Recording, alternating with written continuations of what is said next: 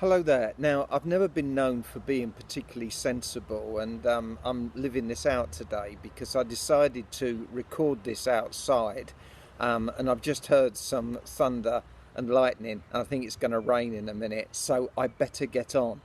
One of the things that I've been doing during lockdown is reading books that are normally too long to read. And the one I'm on at the moment is about Britain between 1937 and 1942. So it includes the beginnings of the Second World War. And on May the 26th, 1940, a day of prayer was agreed for Britain, because obviously these were the dark days of the war. And in the book I've read, it's got a diary entry from the Bishop of Winchester, who was called Cyril Garrett. And he wrote in his diary for Sunday, May the 26th, 1940, this: preached at 11 in Winchester Cathedral to an enormous congregation. At 3, addressed a huge crowd in the Guildhall, Southampton. 2,000 unable to gain admission stood outside while the service was relayed to them on loudspeakers. Tea with Gordon Hooper at Milford and preached in his church, a packed congregation. On the way home, stopped at the sports centre at Southampton to give blessing at an open-air service. I was told there were about 4,000 present. I thought that was amazing. The sports centre in Southampton had only just been set up in just before the war, hadn't it, by Stanley Kimber, I believe. And so, but you see in that diary entry just the sense of people coming together during a national crisis to pray and to ask for God's help. And that got me thinking about how much things have changed today. We live in far more of a multi-faith society, and the thought of people all being called together to meet perhaps for Christian prayer is perhaps never going to happen in a day like today.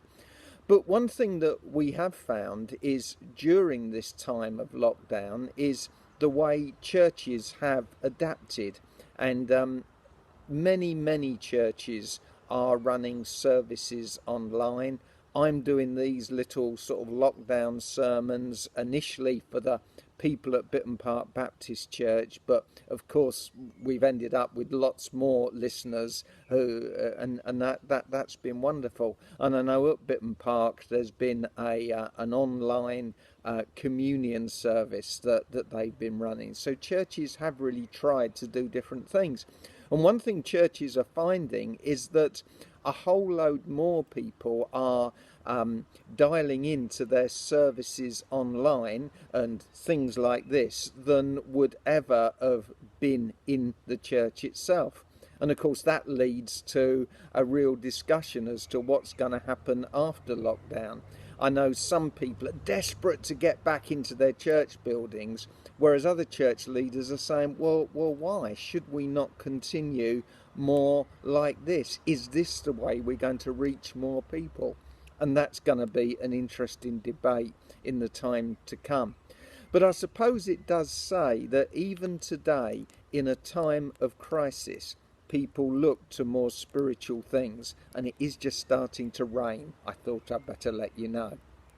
At Christmas, we're always discouraged from buying animals, aren't we? And you've probably seen the car sticker over the years. A dog is not just for Christmas, it's for life. And I know some witty person in one church or another one Christmas turned that round and they said, well, God is not just for Christmas, he's for life. And God does want to be with us in all the ups and downs of the life that we live, the good times and the bad times. And I'm kind of not convinced that many people are going to end up going to churches once lockdown is over. But I do think it's great that the churches are reaching out beyond their walls. And perhaps one thing that churches are going to have to learn is that they're not just there for their members, for the people who are going to congregate within the church. But I think it's great that the church is going beyond its walls and reaching out. And I don't think we should make people feel guilty for the fact that not everyone will go to church. So in a time of crisis, yes, people turn to God. But God isn't just for crisis. God is for life. And he wants to be with us during the good times and the bad times. I'd just like to read the 23rd Psalm to you as I come to a close. You know, in the Bible there are 150 Psalms that are recorded, but most people, if they know one, it's this one. And that sense of God's love and care and God being with us in both the crises of life, but in the ordinary daily life, I think comes through in this psalm. The Lord is my shepherd, I shall not want. He makes me lie down in green pastures. He leads me beside the still waters. He restores my soul. Just a comment. I know my soul's needed a lot of restoring in these days. He restores my soul. He leadeth me in the paths of righteousness for his name's sake. Yea, though I walk through the valley of the shadow of death, I will fear no evil, for thou art with me, for you are with me.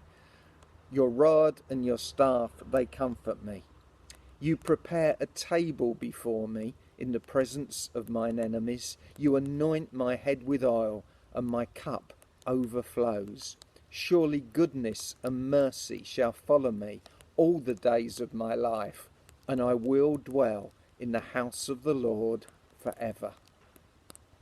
Have a great week, and it is beginning to rain now. Take care. Bye-bye.